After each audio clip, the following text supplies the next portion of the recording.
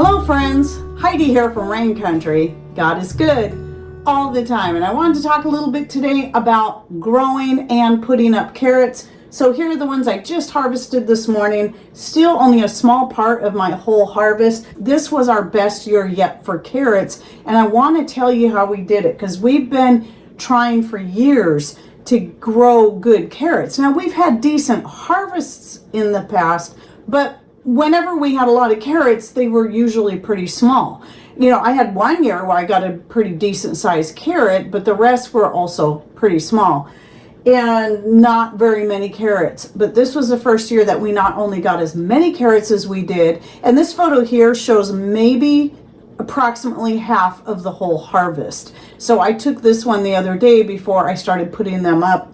But I had been actually pulling carrots and using them through the season. But then we started getting into the rainier months. And just keep in mind right now that I'm shooting this, it's still early September. You'll be seeing it mid to late October by the time it finally publishes. But anyway, so yeah, that's why, you know, I didn't harvest all my carrots at once. And I don't recommend you do that. But here are the two main things that we did that really helped us do better with carrots. The first thing was Patrick built me some carrot boxes out front, so in our front yard garden, and they kind of go right along the edge of the fence there, the fence that I use to keep animals out, and during the time of the year I let the chickens roam that area, free range in there. That keeps the chickens in so they're not wandering out in the street. So the boxes, and then making our own soil blend. And Patrick did do a video on that. And basically all it was some topsoil we got from other piece of property, and about 1/3 that, 1/3 silt that we got from our creek bed. And then the other third was peat moss. And so we mixed all that in. So we had, we had pretty much an equal ratio, because you want your soil nice and loose. That's really going to help. Now, the next year when I planted carrots, after doing that particular blend, it did make a difference in how many carrots I got. I got a lot more carrots, and they were decent. None of them were huge, but they were decent. But that year was actually our best year for carrot harvest. And I had thought up until this year that it all had to do with maybe the types of carrots I was growing. Maybe it was about finding the right carrot. And so that year I tried, I think, 4 different varieties, including the purple, which you can see purple in here. And they all did pretty decent. Some did a little bit better than others. And what I did was, when I harvested the carrots, I intentionally left some in each of the carrot boxes, 2 or 3 carrots, so that they would then go to seed the next year. Because here's the thing about carrots is they are biennial. They're not perennials. What that means is they will not go to seed until the next year. And then after that, they might die. They might come back again, they might not, but usually once they've gone to seed in that second year, then that carrot, the plant itself, may not come back. So I did actually have 2 that came back this year. So then last year, I didn't plant any carrots. I decided I just wanted to wait and see what happens, because my point was, by leaving those carrots in the ground, this was back in 2021, was so that I could get some seed that I knew would be acclimated to our area, because they had all year. And so then I went out and collected a bunch and brought them in the house so I could plant them this year, 2023. Well, I ended up not really planting much of them at all, except for in the last box, the 4th one, where I didn't actually grow any carrots in the first place, because we needed to do something with that particular soil, because it was the only one that didn't have the same blend as the other 3. So the other 3 boxes ended up having carrots coming up all over in them because of the seed that fell. And then I noticed carrots coming up in the ground around the boxes. Once those got big enough, I started transplanting them into the carrot boxes themselves, because I knew they wouldn't do good down in that particular soil, for a couple of reasons. One, because I'm walking back and forth, but because it wasn't a looser soil like we have in the carrot boxes. And when I saw that, I realized other than this last box that I didn't have any carrots in the first place, I don't have to plant any of the seed. I did eventually go put some seed in that last box once we added some wood chips to it. We didn't actually get any topsoil to put in there, but we just went ahead and mixed some wood chips. But here's a couple of more images of some. I had several good sized ones like this. So here's just pictures of two of them. And one was a little shorter than the other, but fatter, and then the other one was longer. And most of them were like that longer one. So the two main things I think that really helped us was first just getting a good blend for our soil and making sure it was loose enough, but also not too loose, or it's got to at least hold the moisture in, which was the problem we had when we did just the silt. It just wasn't holding enough moisture in it. So mixing that peat in there not only loosens the soil, but it keeps it from drying out too quickly. And then of course putting that layer of wood chips on the top did help, because we did that on all the boxes.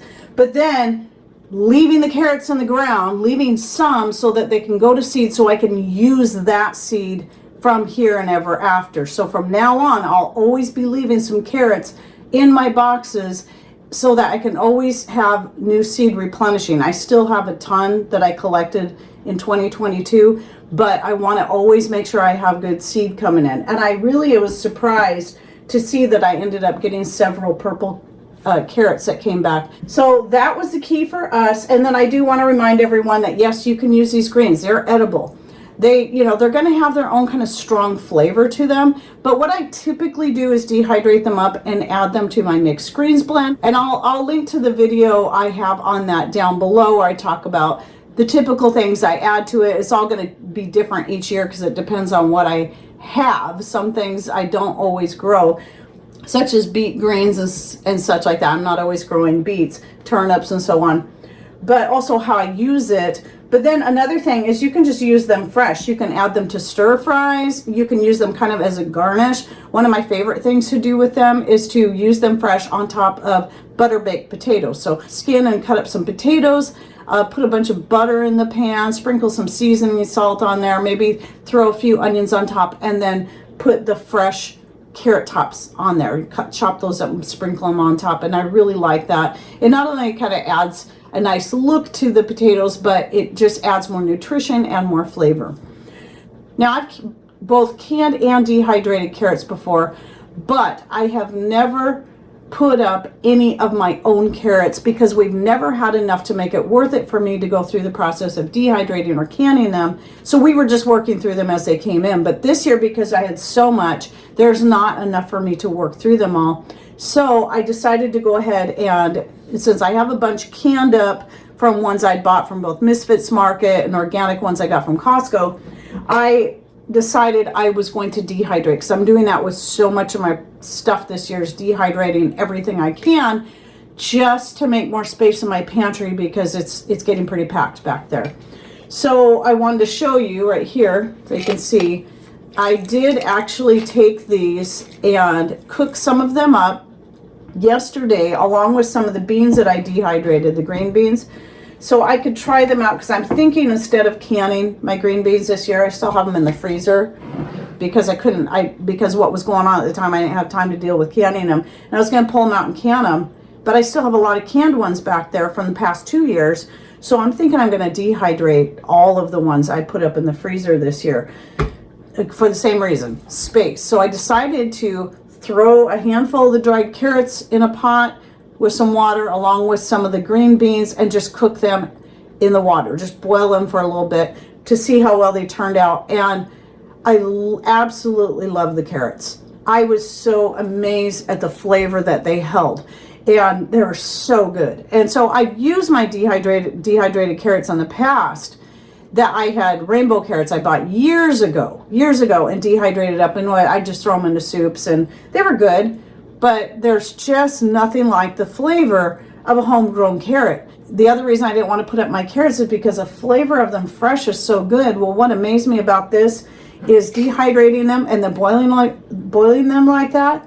It actually retained a lot of that very fresh flavor of just coming out of the ground and that wonderful aroma, and I am amazed. This is what I'm going to be doing with my carrots from now on instead of canning them, because really when you have them canned, you do have to heat them up anyway. This just means putting them in the pot and giving them longer to cook. So I did dehydrate them raw. I do not blanch them. You can do that if you want. It will probably help them cook up faster. But I found about 10 to 15 minutes to be a good time frame to boil them to really get them to rehydrate well. Now the beans did good too, but they didn't plump up as much as they do like when you can them, but they were still very good. They still got tender enough and I liked them. But here's the thing about the dried carrots I wanted to point out is that a lot of people don't like canned carrots because they don't like that real soft texture they take on. Now, I don't mind it, but I found I do like this better than canned carrots